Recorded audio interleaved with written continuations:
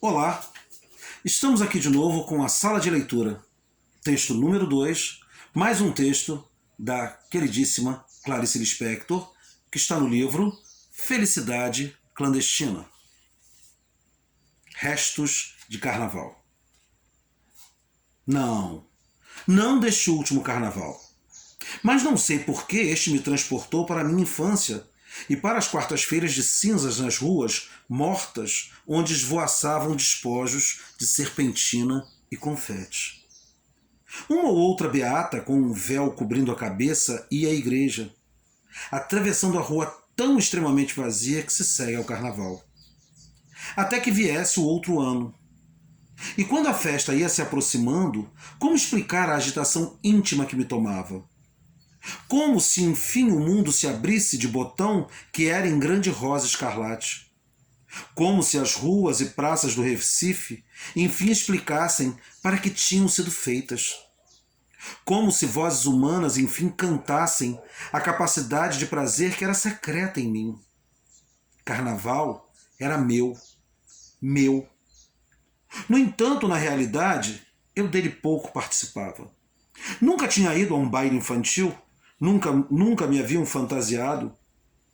Em compensação, deixavam-me ficar até umas 11 horas da noite à porta do pé de escada do sobrado onde morávamos, olhando ávida os outros se divertirem. Duas coisas preciosas eu ganhava então, e economizava-as com avareza para durarem os 3 dias. Um lança-perfume e um saco de confete. Está se tornando difícil escrever.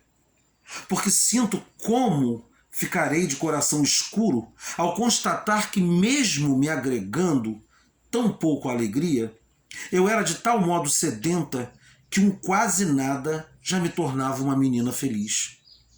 E as máscaras? Eu tinha medo, mas era um medo vital e necessário, porque vinha de encontro à minha mais profunda suspeita de que o rosto humano também fosse uma espécie de máscara. À porta do meu pé de escada, se o mascarado falava comigo, eu de súbito entrava no contato indispensável com o meu mundo interior, que não era feito só de duendes e príncipes encantados, mas de pessoas com o seu mistério. Até meu susto com os mascarados, pois era essencial para mim. Não me fantasiavam. No meio das preocupações com minha mãe doente, ninguém em casa tinha cabeça para carnaval de criança. Mas eu pedi a uma de minhas irmãs para enrolar aqueles meus cabelos lisos que me causavam tanto desgosto, e tinha então a vaidade de possuir cabelos frisados, pelo menos durante 3 dias por ano. Nesses 3 dias, ainda minha irmã acendia ao meu sonho intenso de ser uma moça. Eu mal podia esperar pela saída de uma infância vulnerável e pintava minha boca de batom bem forte, passando também rouge nas minhas faces. Então eu me sentia bonita e feminina, eu escapava da meninice. Mas houve um carnaval diferente dos outros. Tão milagroso que eu não conseguia acreditar que tanto me fosse dado, eu que já aprendera a pedir pouco. É que a mãe de uma amiga minha resolvera fantasiar a filha.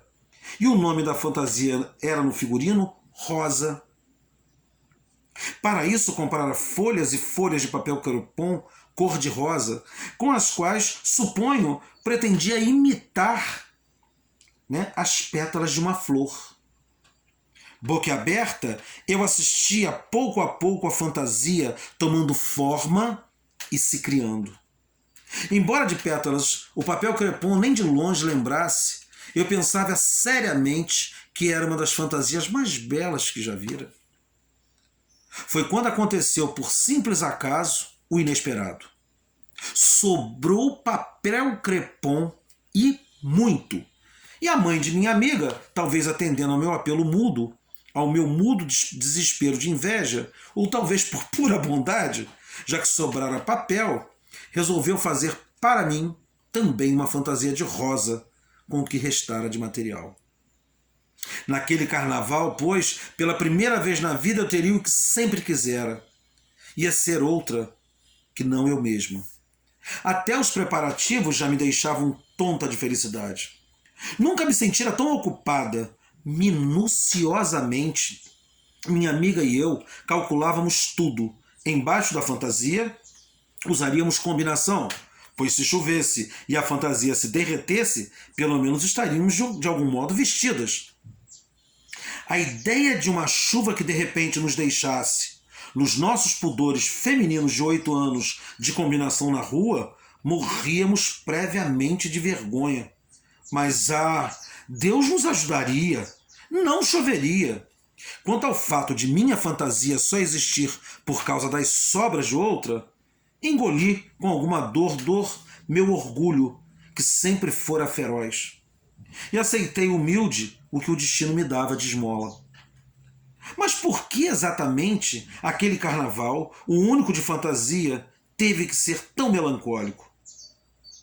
De manhã cedo no domingo, eu já estava de cabelos enrolados para que até de tarde o frisado pegasse bem. Mas os minutos não passavam de tanta ansiedade.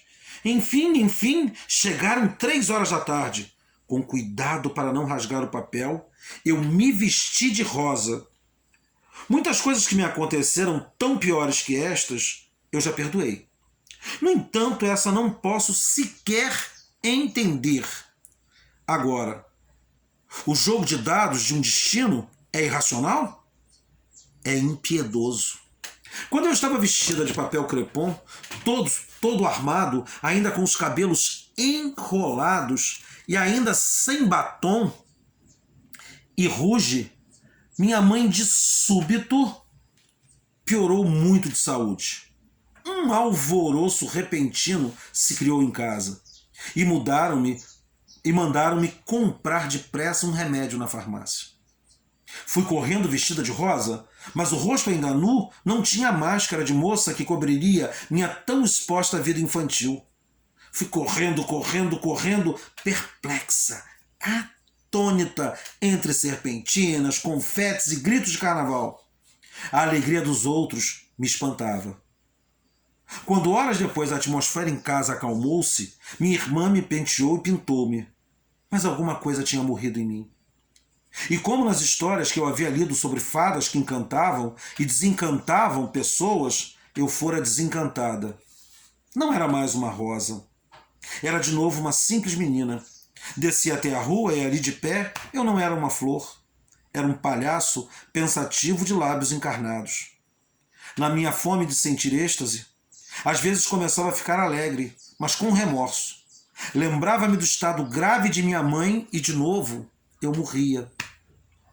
Só horas depois é que veio a salvação. E se depressa agarrei-me a ela, é porque tanto precisava me salvar.